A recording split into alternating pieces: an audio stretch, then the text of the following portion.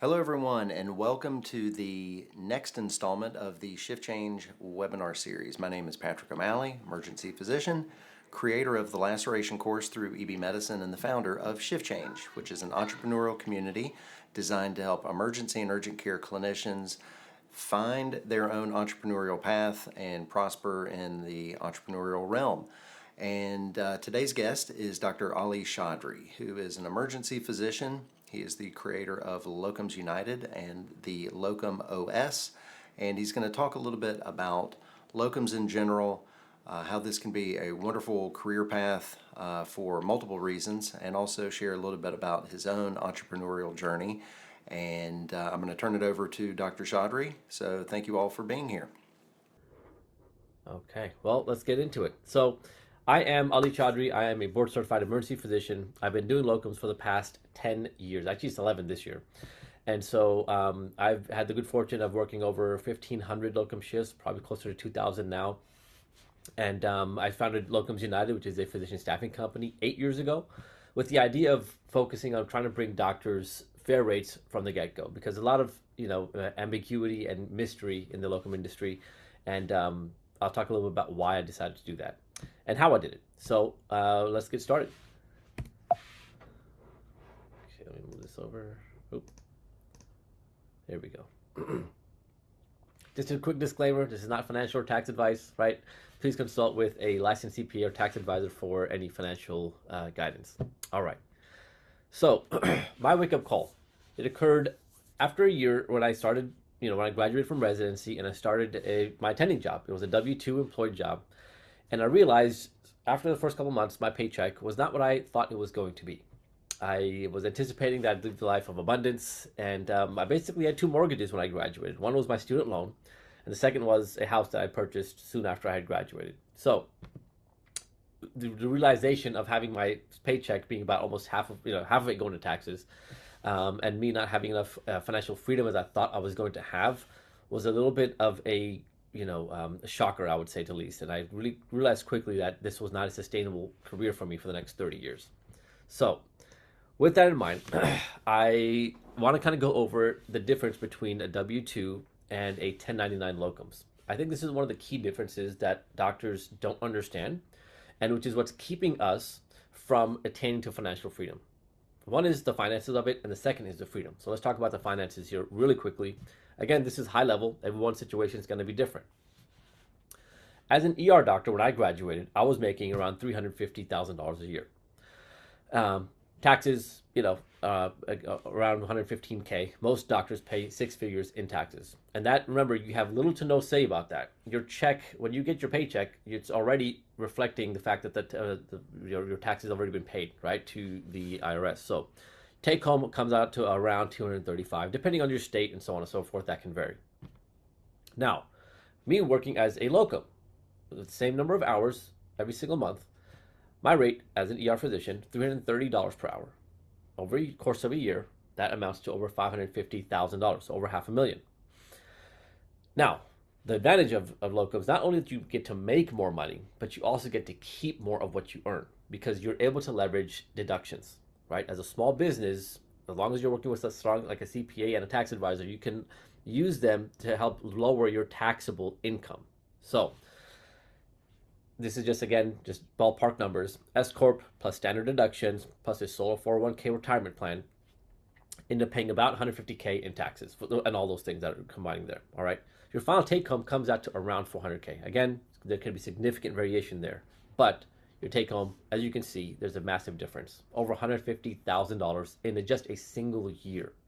Not to mention the fact that you're using income, your pre-tax money, to actually build a business if you want to, right? So there's a massive difference here. Now, if you do that over 1 year, $150K. Over the course of 10 years, that's over $1.5 million, right? So there's a lot more leverage doing locums financially as well. So there's different ways to structure your locum practice, as I like to call it, because that's what it is. You're an independent contractor, you're a small business, you are basically a solo locum practice, right? There's an LLC, sole proprietorship, or an S Corp. Now, again, there's different variations. There's different sort of limits of where if you're making more than a certain amount, usually around 100K, where below that an LLC is good. Beyond that, generally S corp is where it starts becoming more advantageous. In the ballpark, the high level understanding of this is that you can split your salary into two kind of different categories. One is salary, which gets taxed as regular salary, and then there's distributions, which get taxed less.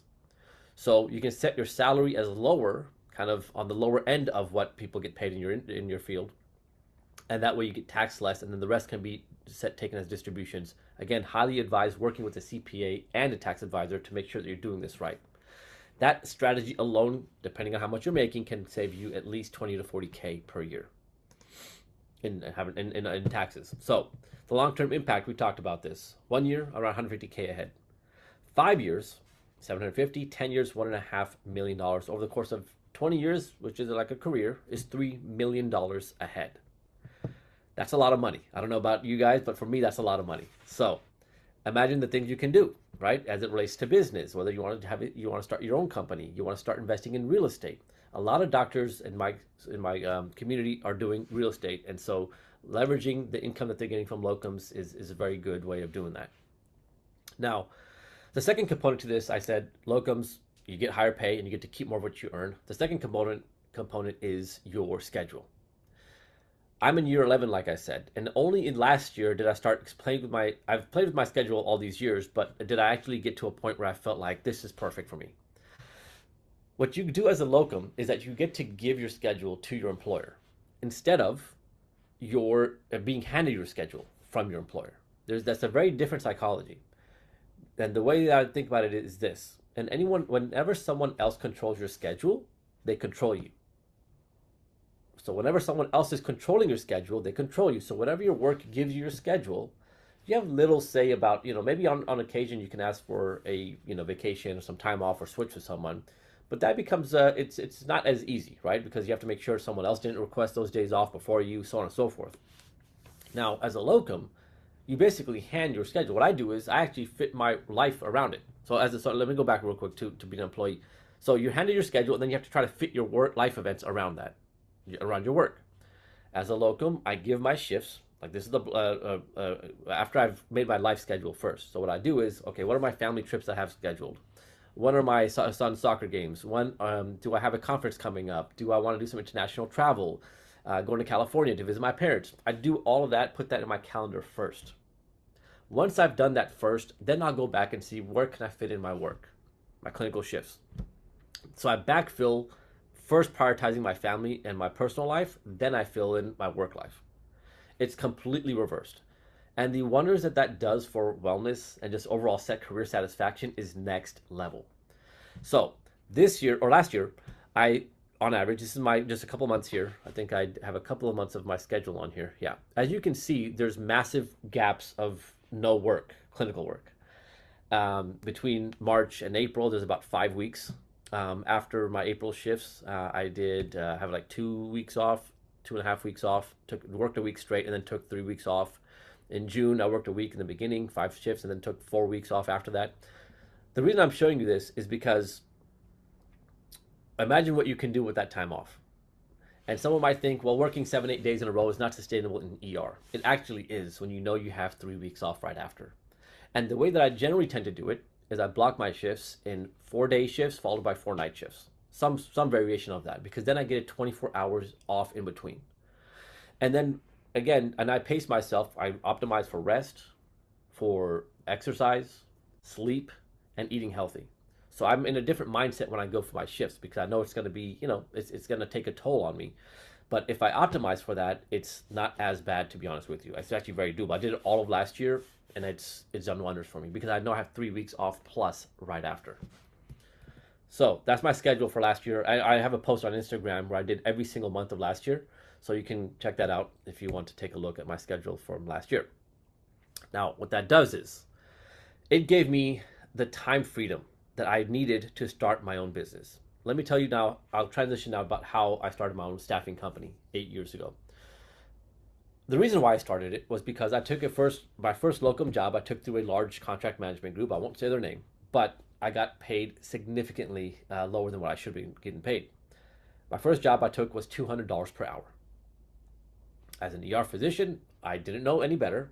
Looked like it was a lot of money. I had just graduated from residency, so I took it. Worked there for several months, and then realized later on, doctors that were working there, the other ones were getting paid $300 to $400 an hour.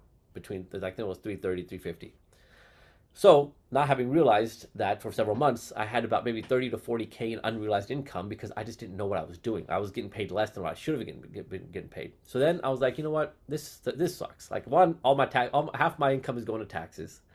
I'm getting played by these recruiters and getting paid significantly lower. I'm just going to start my own company. And so, luckily, fortunately for me, my brother, who's pictured here, has a finance and startup business experience in Silicon Valley. I'm from the Bay Area. He still lives there. And so we decided to start our own company, where we would just start off doctors at the highest rate from the get-go. No guesswork, not having to negotiate, nothing. No recruiters even. So obviously, when I started the company, I was still as a W-2 employee. So as a W-2 employee, I remember trying to get the company off the ground, but my schedule was just all over the place. If you're emergency medicine here, let me know. Is your schedule all over the place right now? I'm just curious to see. Maybe in the comments, people can chat a little bit. I'd be curious to hear how much time people have off, and is it erratic? Do they have a lot of control over the schedule? Please drop it in the comments just so I have an idea of what that looks like for you all.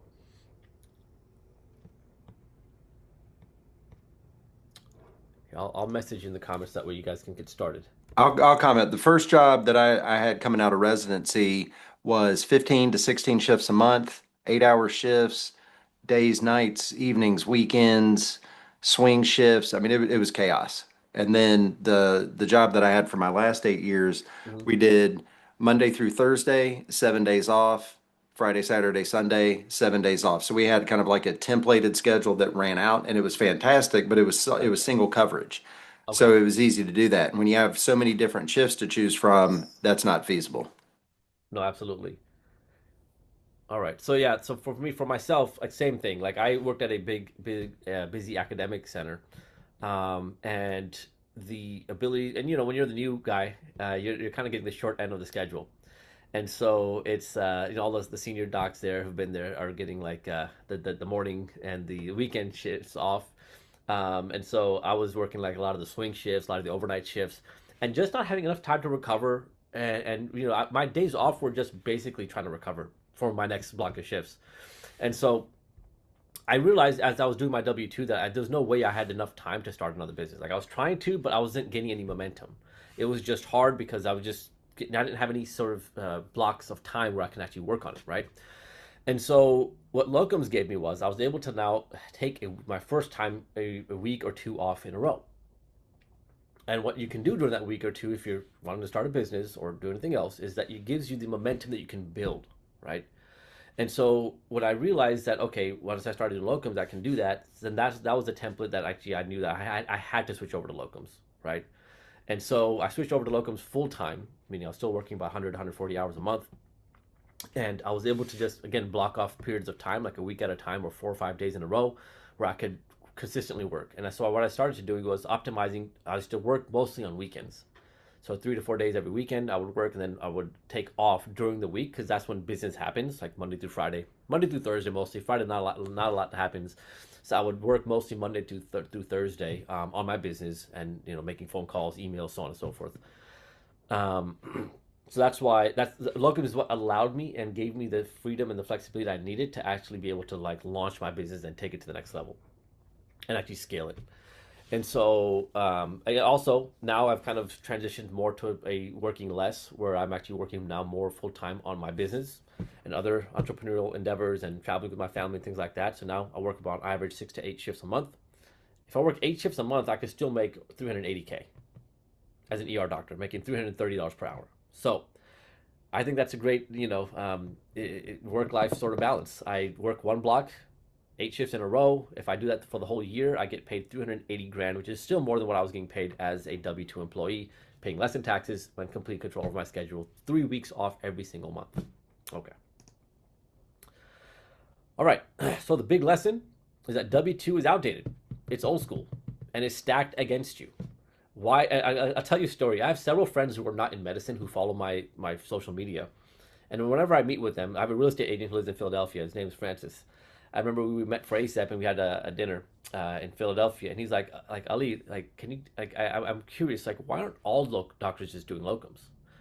Like, he was genuinely curious, like, why isn't like everyone just doing this? Like, it just makes more sense. And just recently, I had another one. I work with someone who has on my social media team. And he's like, wait a minute, like, from what you're telling me, why aren't all doctors just doing locums? Like, it's just such a no-brainer for people who are outside looking in. But for the people that are inside, once you start the autopilot mode of just starting your job and you're just going, day in, day out, just doing the motions, it doesn't seem as obvious because everyone around you is just doing the same thing as you. So it's something that we need to kind of think about and actually zoom out and actually think about, is the current sort of W-2 life that I'm living going to get me to where I want to be? If the answer is no, then something has to change. No one's going to come save you. No one's changing your life except for you, right? So locums is freedom plus control and wealth. Stop letting hospitals dictate your income, right? Because you have more control over your income and your schedule than you actually think. And you don't realize that until you become a locum doctor. Locum doctor is like becoming a free agent. So, and I'll answer questions short. Also, I guess Elsa asked, well, that's my question. Why do you think most doctors aren't following this model? That's a very good question. I think it's because people fear the unknown. I get these questions all the time. Like, the reason why I'm not doing locums is because I don't know how to get benefits, which I can show you in 5 minutes.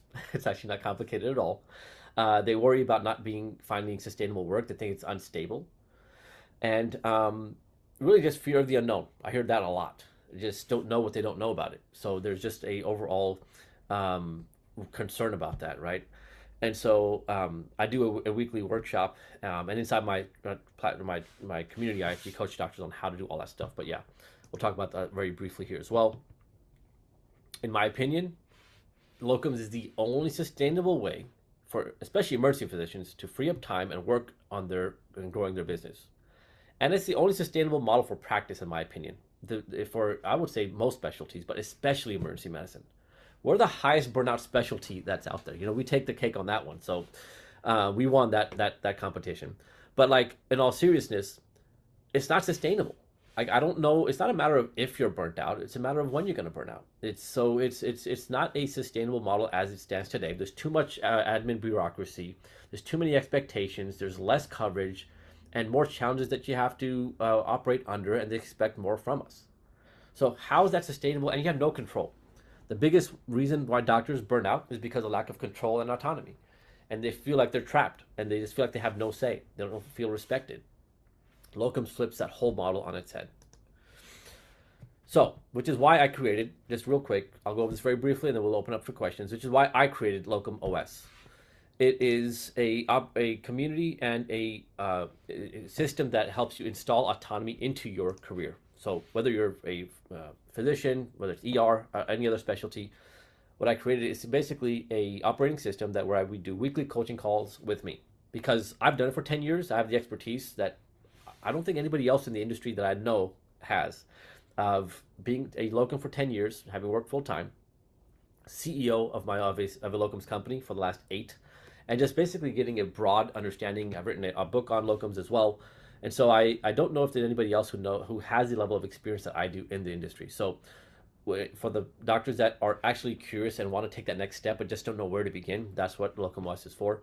So we have live coaching calls with me every single week. As a matter of fact, I have one in a couple hours. It's at 2 p.m. today. We have a course with 15 training modules, which are ACCME accredited for 17 PRA Category 1 credits. So a lot of doctors use their CME funds to purchase the system. And we have a community of doctorpreneurs. Is LocumOS just for EM? It's for any specialty.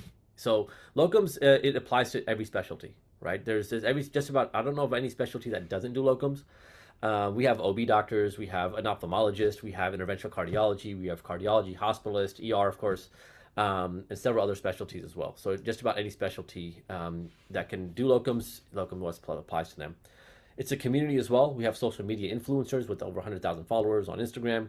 We have an EM doctor mom. She has 5 children, and she has a real estate portfolio that she started from scratch when she knew nothing about real estate and built it up to 30 units. All on her own, and her and her husband, and she just researched. She was inspired by the kind of the locum lifestyle that I was living, and so she started off doing her own thing 5 years ago, and now she has 30 plus units. We have other specialists who have 10 to 30, 300 units within the community. We have 7 and 8 figure business owners and also access to CPA and tax strategists. So, in a nutshell, I've come a long way, I would say, from beginning my W 2 journey 10 years ago, 11 years ago, to being forced to realize that this was not a sustainable career for me anymore. Like, I wanted to practice emergency medicine still, but I didn't want to do it where it would consume my life. And I felt trapped when I was a W 2 employee. I didn't feel like I could actually live the life that I was really meant to live. I wanted more from my life. And so locums is what gave me the vehicle to be able to like explore and do things on my own terms. So if that's something that you're interested in, I'd love to open up the floor for questions. This is a QR code which you can check out my website for LocumOS, and you can find me on social media as well. I have a podcast, have an Instagram channel, I have LinkedIn, all that good stuff. And yeah, I'd love to open up the floor for questions.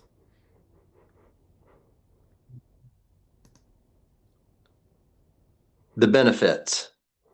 That gave me more heartburn and angst because I felt, I mean, I probably stayed in a job 3, 4, 5 years longer than I wanted to because I was afraid that, oh my gosh, that's the only way to get benefits is if Yeah. you're employed. Hmm. So how do you coach people to find, and there's significant tax benefits there. Absolutely. So the biggest one I think people have out of all the benefits is health insurance. I think that's kind of the biggest one. Like, how am I going to get my health insurance, so on and so forth. Very easy, actually. So it's state dependent, but in Pennsylvania, as a matter of fact, just before this session, I'm making a reel about how to get health insurance because it's so easy, and I think so many people struggle with that. It's like a big mental hangup It that I just is. want to educate people on. Like, literally, it's so easy. Here's the 3 steps you got to do. So it's very straightforward. In Pennsylvania, I go to penny.org. It's a state website. I have to go there. I have to register. And I make my account and I put in my information for myself and my family. Okay, I have a family of 3, including myself. And then once you're registered and you're in the enrollment period, like it's in November through December or January, you just choose the plan that you like. There's HMO plans, there's PPO plans from all the insurance providers. There's Aetna, there's Capital Blue Cross, there's whatever else out there, right? And you just get to choose your plan. For a family of 3, it's around $1,100, which it's not a lot. I mean, and again, in many cases, if you work with a tax advisor and a CPA, you can use pre-tax money, so it's tax deductible in many cases. So, and my health insurance now is way better than what it was when I was an employee. Like legit way better, right? And so it's not that you lose benefits as a 1099, you just get to choose your own benefits, right? This mentality we have to kind of get away from. Like and the reality is this: there's 2 type of doctors. One who prefers to be in the passenger seat of their life. They just want that. They want everything, but the cost to that. The cost is you'll have zero autonomy and zero leverage, and your income is going to be capped pretty low. And the other doc who wants to be in the driver's seat. Okay, the advantage of that is that you get to choose your own schedule. You get to get paid more. The downside, so to speak, which I don't consider a downside actually, is that you just have to choose your benefits, and you have to be more proactive instead of being a passive person who just gets everything handed to them. You get to be proactive and actually choose your schedule. Choose the rate that you want and choose your benefits. So, and the rest of your benefits, whether it's disability or life insurance, those can easily be had through companies like Northwest Mutual. Charles Schwab does like your if you want to set up like a solo 401k and so on and so forth. And so those you can do that in a weekend and just be set on autopilot for the rest of your life, and you're done. You don't have to even think about it again. That's how easy it is. And so I go into a little bit more depth on in my program, but that's the high level sort of view of how to get benefits. It's actually very straightforward. My wife and I went through that process and we found somebody locally who was kind of an insurance broker and just went through everything that was available here in South Carolina. I think we Yep. ended up paying a little bit more for a family of 4, but the coverage was much better Yep. than what I had at my last W-2 job.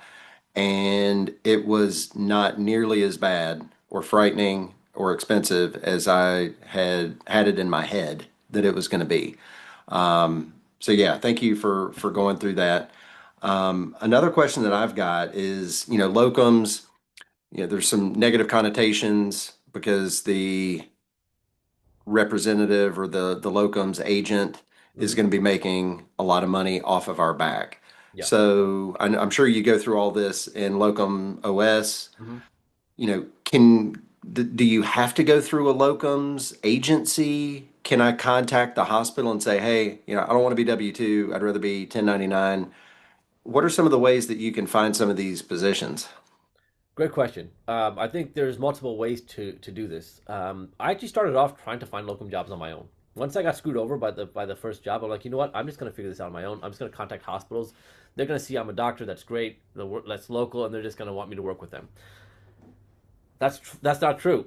The majority of hospitals don't just work with you directly.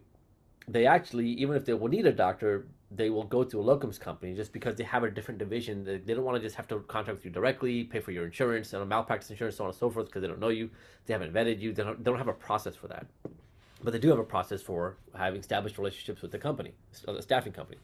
So there are some doctors that I know that do this. They'll contact hospitals all over the country, and that's what they spend a lot of time doing so, and then eventually do end up getting good high paying jobs, but that requires a lot of work, and it's totally doable, but it's just like I don't want to do that. Like, I don't want to spend 15, 20 hours a week trying to just call, follow up, and figure out which hospital is willing to contact directly, trying to find the right person to talk to at the hospital. Who are they? Email back and forth, follow up. The way that the recruitment game works, as long as you understand what your worth is, you will actually have a better opportunity to not to get paid, not get underpaid like I did. Like, now, what I train all of our docs in our program is that you have to understand your starting rate before you talk to a recruiter. You have to understand your value and understand what it is that you want from your career from a financial standpoint, right? Then and only then should you even have the like approach a recruiter, because otherwise you're going to get played. This is the way it works. I'll give you a general example. Ballpark numbers. Say a hospital says, we need a doctor. They're already working with the locums company. They say, hey, we need a doctor, and we're going to pay X locum company $400 an hour to find us a locum doctor for EM. They're like, great. The locum company goes out, sends out an email. They get a couple doctors in. Like, they won't ever say the rate, because they were hoping that they'll find a sucker like me when I first started to take a low paying job. So I say, hey, Dr. Chaudhary, we have a great job here in X Pennsylvania city, whatever. Would you be interested? I'm like, sure.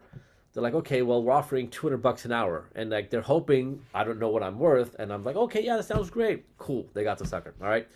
Now, if you know your worth, what I should have done was like said, well, that's not a lot of money. I need to get paid at least $330 an hour, like, just because I know my worth now, right?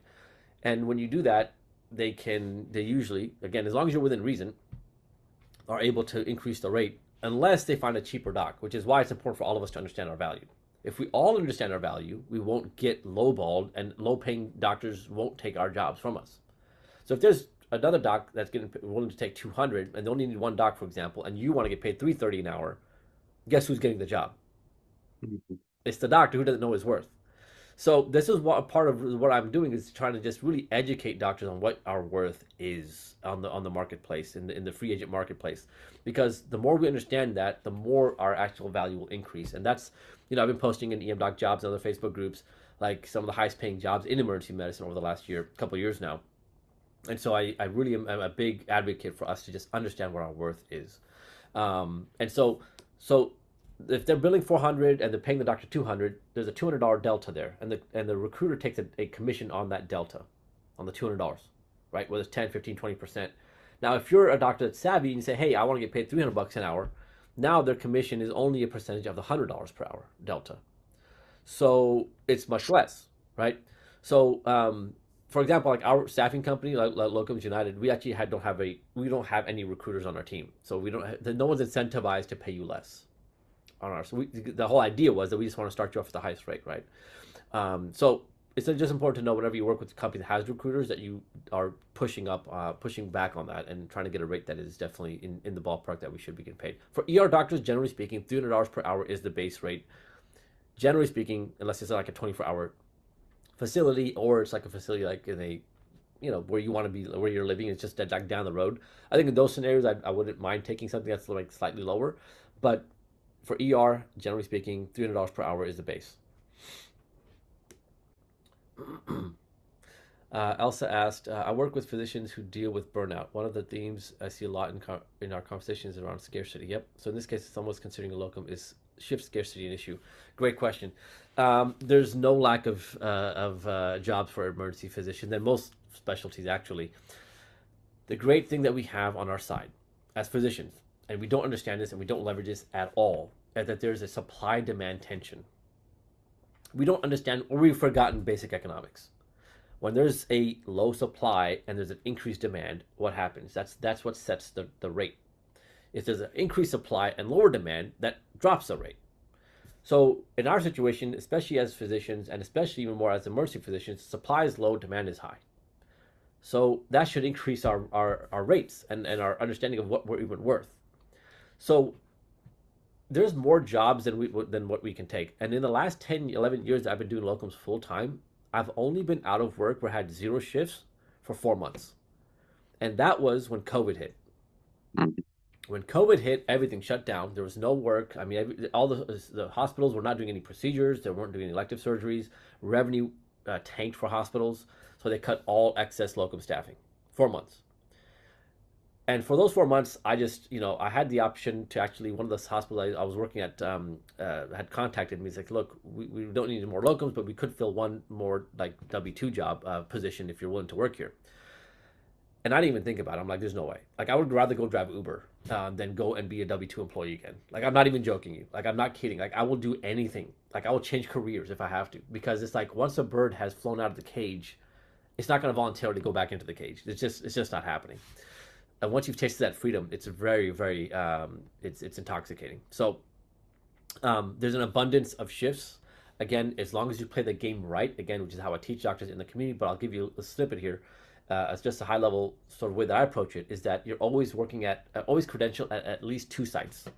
So as long as you have at least 2 places that you're always kind of credentialed at and you have opportunity to pick up shifts there, you're never going to be out of work. Because if one sort of dries up, you'll always have the other, and then you start looking for your other job. It makes sense. So I generally have usually 3 shifts, 3 different sites that I'm always credentialed at and picking up some shifts every month or every other month on a regular basis, because that way I'm never out of work. So there's never an opportunity where I'm out of shifts. Again, I don't anticipate another COVID happening during my lifetime. So that shouldn't be an issue. Thank you. I'm just going to pop on here real quick. How would I connect you to any of these physicians? Like if I were to share this concept, what would be the next step? Is it sharing that QR code with them? That'll take them to my website. What I can do is I can put my email in here. Okay. And they can totally just email me at the LocumOS. Yeah, and Elsa, I'll text you Ali's contact information. Okay. Thank you. And Dr. Ada mentioned, I believe it is especially dependent on primary care and work in urgent care settings. There's nothing in the Charlotte area where I live. Assignments are typically 4 to 5 hours, but not consistent due to influx of PAs and NPs. Yeah, primary care, there's still a demand. And I do know some locum doctors who are primary care. And so it's doable, but you may have to travel a little bit, right? I think the thing that scares people is that, I don't want to, I want to be home every night. Well, you could be home every night and be stuck in a terrible situation with burnout, low pay, no control of your schedule, but you're home every night. Or you can work a block of shifts like I do and be home for the whole month, right? for 3 weeks. I mean, there's a give and take in every scenario. And so it might not be in your immediate area. You may have to hop on, drive a little bit away. But I think having that control, for me, even if there was 0 financial benefit to doing locums, even if it was exactly the same, just the fact that I have control over my schedule, that I can actually take time off whenever I want to, that in of itself would be more than enough. Add on top of that the additional financial incentive. On top of that, you get paid more, and 2, you get operate as a small business. The downsides are very minimal. The downside is you won't be home every night. But then I talk to doctors that I train. It's like, well, what's the sort of the trade-off? If you're home every night, are you giving the best quality of time to your family when you're burnt out between shifts, tired, in recovery mode, versus the mom of 5 that I was telling you about?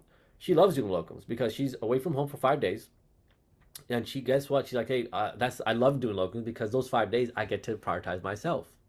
I get to recover between shifts. I get to sleep in a little bit. I get to watch some TV. I don't have to be in mommy mode all the time, right?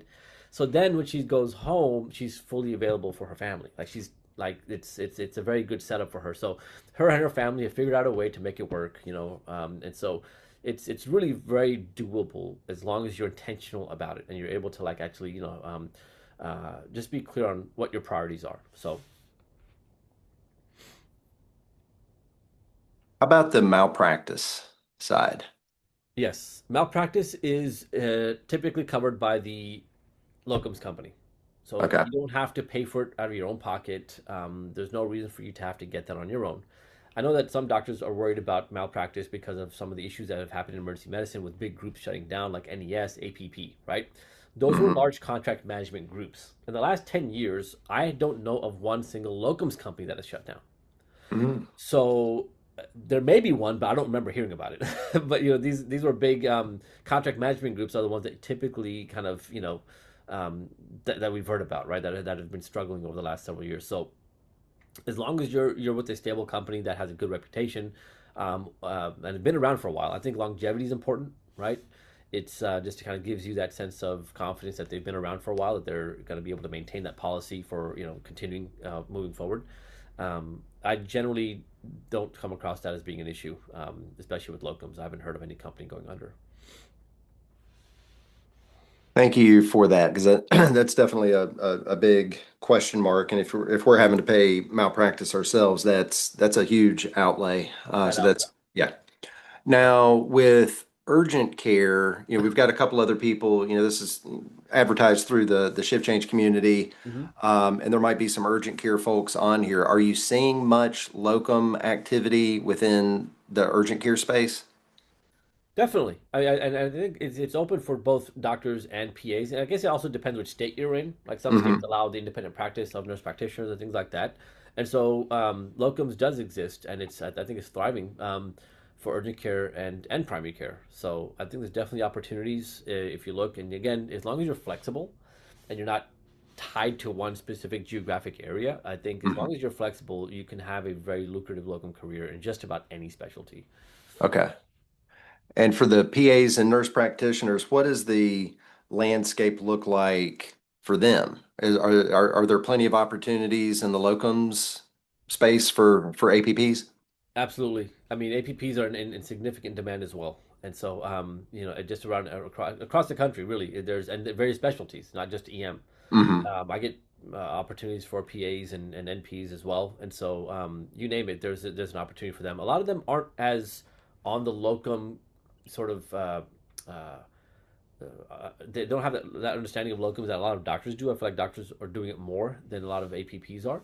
I'm not exactly sure why, but it's definitely there's a massive opportunity. I mean, for example, for EM, just 'cause I know EM very well, you know, I think the rate for APPs generally has a W-2 employees less than 100, maybe sometimes 60, 70, $80 an hour, $90 maybe. As a locum, you can get up to 150, right? Wow. Up to 150 for an APP, and then we have paid our NPPs, APPs around that dollar amount. So Okay. there's significant income upside for APPs if you play your cards right. Very informative. Does anybody here have any questions, specific to locums? I've got a couple of questions for Ali, more on the entrepreneurial side, but are there any other questions specific to locums life, locums work? Feel free to unmute and chime in or put it in the chat. I think Leon had made a comment earlier about the scheduler asked us to limit requests to off to 50% of shifts worked each month. Um, so there's a limit requests off to 50%. I'm not sure I understand Yeah, that. Leon, can you chime in? Can you share what you're? Yeah, so basically, if I ask to do 10 shifts that month, I'm allowed to ask for 5 days off, five specific Hmm. days requested off, and then the scheduler works from there. Is that sorry for W-2 or 1099 or locum? W2. Okay, so you have some flexibility there, but okay. Yeah, and I am switching to 100% locums work because W2 LOL. I was gonna wear that T-shirt today, but opted not to. I'm like, yeah, I'm not sure. I don't want to offend anyone. Um, but no, absolutely. Again, people who are on the outside looking in, they're just like, why doesn't everybody just follow your path? Like, I don't get it, you know? Mhm. Um, Taking three and a half plus weeks off every month, working 8 days in a row. Like, it sounds like a pretty good deal. And it is. Um, and they talk about wellness, right? Emergency medicine, very high burnout rate, so on and so forth. I'm telling you, nothing is better for your wellness than taking 3 weeks off every single month. Every single month, like the stress of the job is just so high and it's so intense. I don't think the W-2 employment model is designed to give us enough time to recover. Mhm. It's not, which is why if it did, then we wouldn't be burnt out. So, right, so it's the W-2 model is so it doesn't take into account, like, because the people who create the schedules and the work hour requirements are not ER docs, they're not emergency physicians. They just think, they're looking at numbers, okay, well, whatever, right? They're looking at all these analyses and all this. They're not taking into account the emotional toll, the physical toll, the psychological stress that we deal with, and the amount of time that we need for recovering from nights and so on and so forth. Like, this job is not sustainable in the W-2 model. It just is not. I realized that very early on. I think a lot of us are just kind of in denial about this, and because we have no other way, we just kind of suck it up and just try to tough it out. When in reality, it's just you're not getting anywhere. And so I'm just trying to educate doctors, like, there is a way out, and you should explore it. You don't have to leave your W-2 job. You can even just start doing it on the side, which is what I did. I just started picking up 2, 3, 4, 5 shifts a month and started to realize my income was significantly higher working 1 week of locums than an entire month doing W-2 work. And then the math didn't make sense. Why would I continue working as a W-2 employee if I can make the same amount in a week, right? And so it's something that is just important for us, I think, to at least think about. Um, so, what Here, were some barriers you here's faced? another question. What were some barriers that you faced when transitioning into locums? Some hurdles. Look, I think a lot of it's just trying to figure things out on your own. Like, it's just you don't know what you don't know when you begin. And so it's something that I think that, which is why, like, when I built Locum OS, I was like, what are the things that I wish I knew when I first started? So, for example, entity setup. I didn't know I should have an entity. I definitely didn't know I should have an S corp. And several months, maybe a year even had gone by, and I didn't have a right entity setup. Tens of thousands of dollars are left on the table. Not understanding my value when I first started. 50,000 plus left on the table. Not having something as simple as this. Me not having my credit card reward strategy set up from the beginning, I left $25,000 a year on the table. I did that for 5 years. $125,000 of just free travel credits I could have gotten over the course of 5 years. I didn't know. And so I just kind of just did random stuff, didn't get points and all that. Last month I took a vacation to Costa Rica, stayed at this really nice hotel, Hilton, used my Hilton points, $1,000 a night for free, 5 nights, right? So these are the type of things that you don't know what you don't know when you begin. And so it's important, like that, which is why I'm just basically, I've created my uh, coaching community, is that it's for doctors who were me 10 years ago, like getting started. Because if you do things the right way from the beginning, you won't make these costly mistakes that ended up costing me over $200,000 plus, because I just had no clue. And so, that's why I think it's important in any aspect of life, whether it's real estate, personal brand, social media, like finances. I just hire the experts in their industry. For CPA, tax strategists, you guys handle my stuff. Social media, I've paid coaches for that. So on and so forth. Help me get to an understanding of what I need to get to in a shorter period of time, so that I don't make costly mistakes. So that's some of the things that I kind of struggled with in the beginning. What suggestions do you have for early success at a new site? When you're actually working there, I tell docs there's 4 things that you need to do in order to make sure that you are asked this question. You know that they want you back when they ask you this question, or that they liked you. Someone will ask you, either a nurse or a charge nurse or a colleague, when are you coming back? Yeah. That's when you know you've done a great job and you actually have left a good impression. Actually, the bar is quite low. And the funny thing is, they actually treat you better than they would their own employees. This is every single site I've been to. I get treated better as a 1099 than sometimes the employees do. Not sometimes, all the time. Because you're almost kind of doing them a favor, or at least they see it that way. Because they're short staffed, they're struggling, you come in to help out, and you're actually doing a good job. So these are the 4 things I train our doctors on. Like, if you do these things, you're going to be treated like a rock star. One, in the beginning part, before you even start working there, is just making sure that you're actually very communicative. So whenever someone asks you for your schedule dates, your credentialing documents, anything else, making sure that you're very responsive within 24 to 48 hours tops. Don't wait weeks to respond to somebody. That's unprofessional, not cool. Um, Secondly, when you show up early and work hard, right? So when you're on your shift, don't be the one, like they know how much you're getting paid. And when you walk through that door, everyone is watching you. The techs are watching you. The environmental folks are watching you. Your colleagues are certainly watching you. The consultants are watching you. Be extra professional and courteous to everyone. And especially for the male docs, don't flirt with anyone when you're on work. It's it has to be said. There's doctors that have had to lose their job that I've had to let go because they just couldn't get one of these things right. Right. So just being extra courteous, professional to everyone that you meet and you come across, right? And then last but not least, making sure your charts are finished. Once your charts are done, that completes your job at that site. Not once you walk through that out that door. You have to complete your charts because if you don't complete those, the hospital cannot bill for your services. And if they have to chase you constantly, that's going to make them angry. If they get angry, they can say, we don't want you back. So you do those 4 things, you're going to be treated like a rock star, and you'll be at the job as long as they need you. I've been at my current locum job. People say that locum isn't stable. Most sites I've been at for at least 2 to 3 years. The current one that I'm working at, 6 years as a locum. Wow. I've been here longer than most of the W2 docs that are there, and I help even sometimes orient some of the docs that are new. And I'm the locum doc, right? And we have a great relationship with the leadership there. They treat us like their own. So, locums is not unstable. I guess another benefit is that you're not having to contribute to all the committees. You're not having to do all the meetings. You're there to see patients, to perform clinically, to be a good team player, but you don't have to solve the problems. 100%. It's actually beautiful because you just go in and go out. It's like the purest practice of medicine that I had envisioned, at least when I was a resident. Hmm. Like I didn't sign up to be part of these committees and things that I didn't want to do and have to not get paid for and go early on a Wednesday when I'm not working. Like no, Yeah. I don't want to do this. Like I just want to work, see my patients, and go home to my family. Right? That's the arrangement that I want. Yeah. Locums lets you do that.